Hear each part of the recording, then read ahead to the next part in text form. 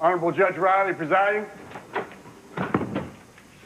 We can't be starting already. We haven't even heard the rules of procedure yet. You seated?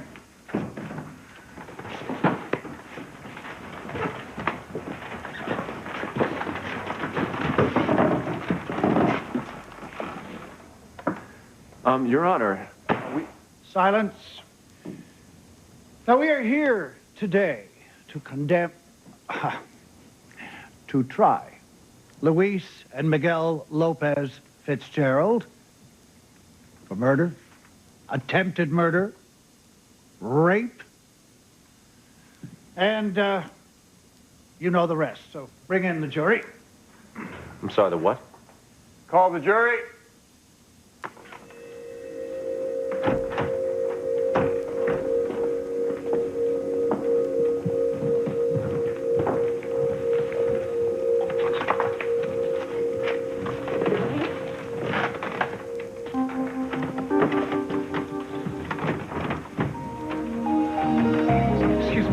Your Honor, I object. Who are these people? Did you get the memo? This is our jury. Are you kidding me? Silence. Jury selection was 30 minutes ago, Mr. Winthrop. And since you couldn't be bothered to show up to work for the defense of your client. I got first pick. Lucky me. Excuse me. I was not made aware of jury selection, and this whole thing is nonsense. This is justice, my version. Since you weren't here to object to any of my choices, I got to choose a jury of my peers. Each one of them a death penalty-loving zealot.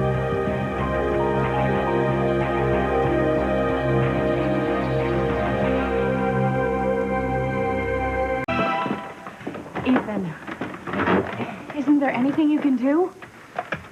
You heard him. What about calling the governor? Called the governor. He's not returning my calls. For all I know, the blackmailer's gotten to the governor, too. Then there's no hope Miguel's going to jail. Hey, it's okay. Don't worry about me. It's Luis I'm worried about. Would you ladies kindly separate yourself from the defendants, or do you want to wait outside in the corridor? This is horrible. What if Luis gets the death penalty? I can't lose him. Well, maybe you should have thought of that before you went after Luis. You know you've always been a walking magnet for chaos and pain. Sure. Would you stop? This is hard enough already, okay? I'm sorry. I'm just so worried about you. Listen, you two, whatever your differences are, set them aside right now. We gotta stay united here. You saw what Grace Nancer did at Eve's trial, right? She'll try to turn us all against one another, and she'll use that to get a guilty verdict, okay? Well, from the looks of that jury, that won't be too hard. I got news for you. You're gonna be a prime target for her. You're Luis's best friend, and you know Miguel. I mean, heck, Miguel's the father of your granddaughter. So just watch out, because she's gonna use you to strike against Luis. Your first witness, Ms. Nancer? Excuse me, Your Honor, are we gonna have opening statements today or not? Mr. Winthrop, I have warned you.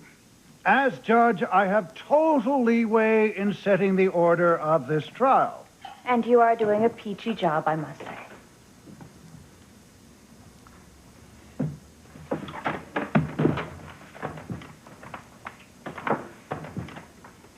Ladies and gentlemen, Your Honor, my first witness will help outline the truly horrifying evidence against these vicious criminals, Luis and Miguel Lopez Fitzgerald. Vicious criminals, Your Honor, I object to this. Overruled. Thank you, Your Honor. The state would like to call to the stand Harmony Police Chief Sam Bennett.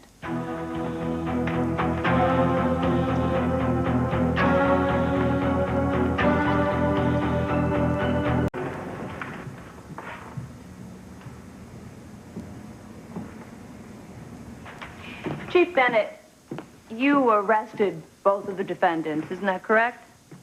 Yes, I've known Luis and Miguel Yes my whole life. or no, please? Yes. And the evidence against both of the defendants is overwhelming, isn't that correct? Yes, but in my opinion, they were Just both yes or set no, up. please?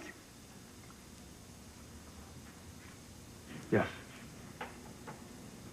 In fact, in a private conversation with Mayor Annawalt, you admitted that if these cases were presented to you without the defendants' names attached, you would think that they were both... I want to quote you exactly, because you are an officer of the law and a well-known expert on criminal behavior.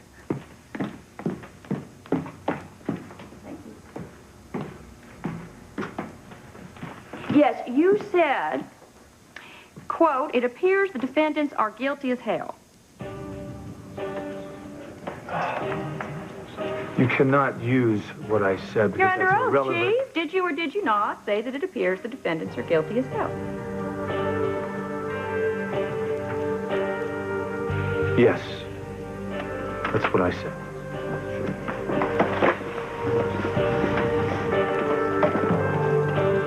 Ladies, don't let me warn you again. Now just keep to your side of the barrier.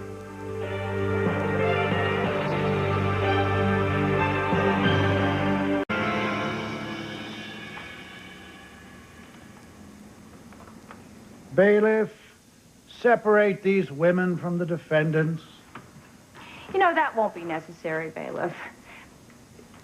It must be devastating for the defendants and the defendants' loved ones to learn that the chief of police says you're guilty as hell.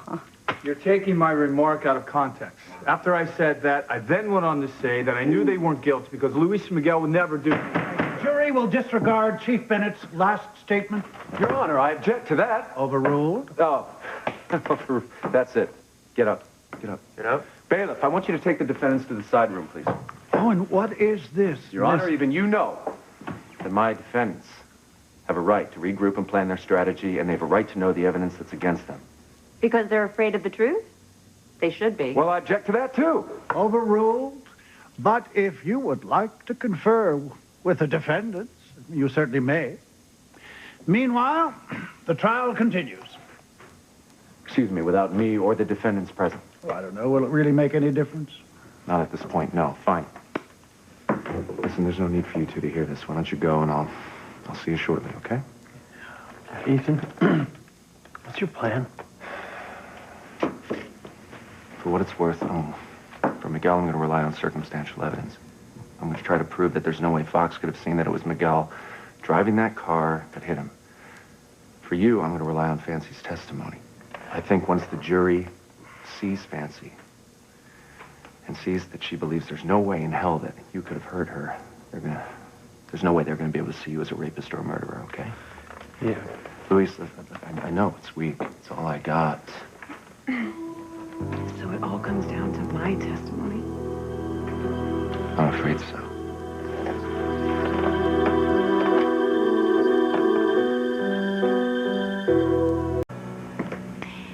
Chief Bennett, let's review what Miguel Lopez Fitzgerald said in your presence.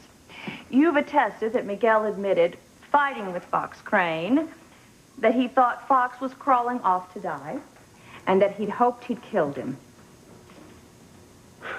But in context, that statement is... Yes or no, please? How many times do I have to ask you? Yes. Clearly, this witness is biased toward the defendants. I object. Overruled. I'd also like to go over how many times was it?